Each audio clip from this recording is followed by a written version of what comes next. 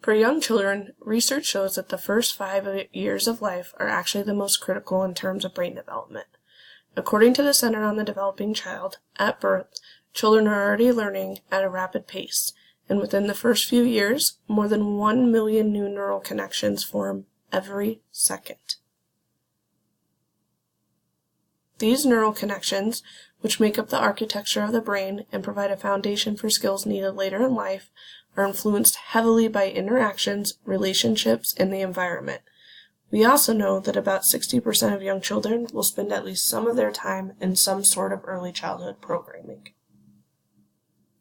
Because of the amount of time children spend in programming, and this being such a critical period for development, high-quality programming is crucial for healthy development.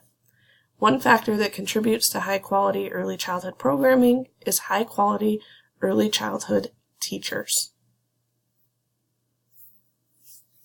Unfortunately, early childhood educators are often undervalued, overlooked, and misunderstood, especially in terms of what they do every day. In fact, in terms of pay over time, a bachelor's degree in early childhood education is actually the lowest yielding bachelor's degree someone can obtain.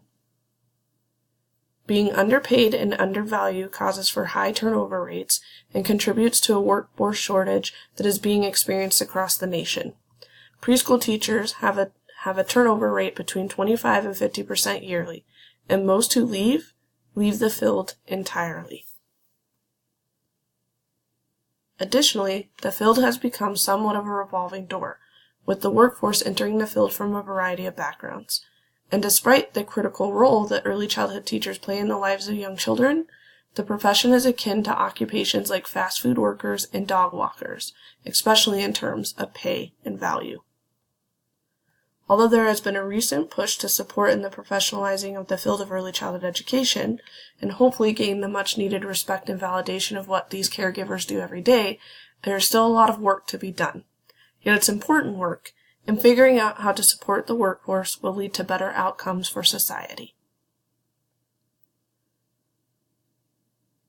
There are many proposed solutions to the problem of how to professionalize the field of early childhood education, but one way this could potentially be done is supporting early childhood teachers with developing a sense of professional identity, especially early on in their careers.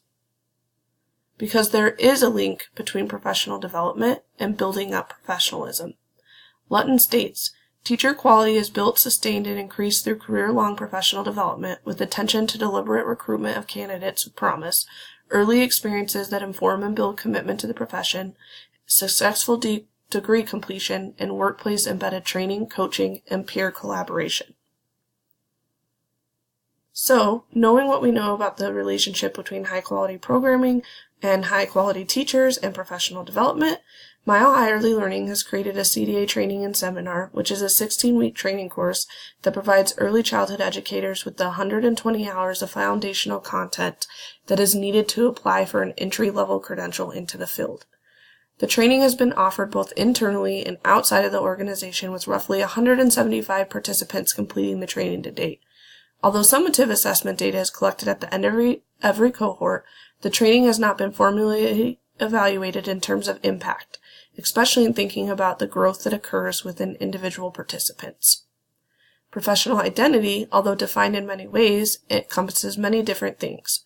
What we do know is that in order for an occupation to become defined as a profession, it has to have members with a well-developed sense of professional identity.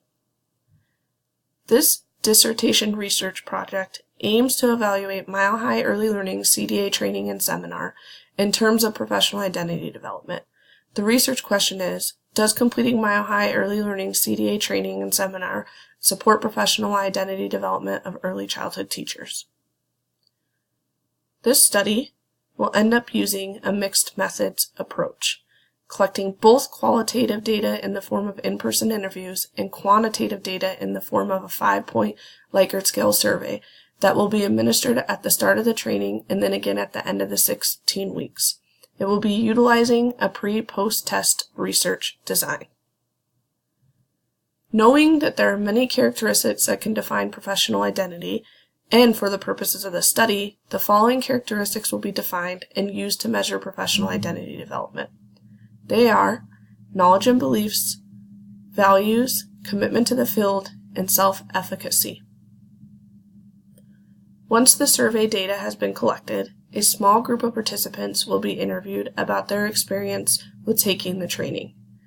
The interview questions will focus on how the participants believe their practice has changed over time because of their participation in the training.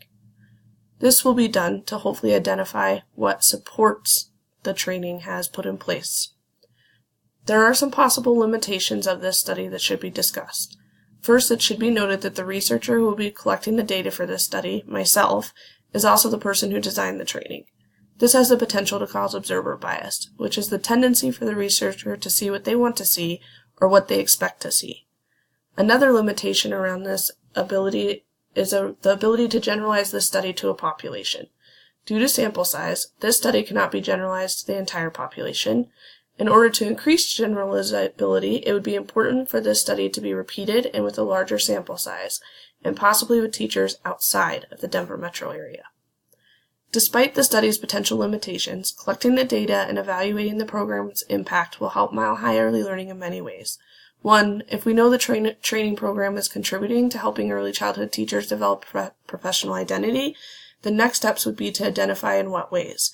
Knowing that information could help inform professional development moving forward. We already know that young children benefit from being in high-quality early childhood environments and with high-quality teachers who are trained and identify as professionals. Investing in quality training that supports early childhood teachers to develop a sense of professional identity will contribute back to the field and could potentially increase retention rates.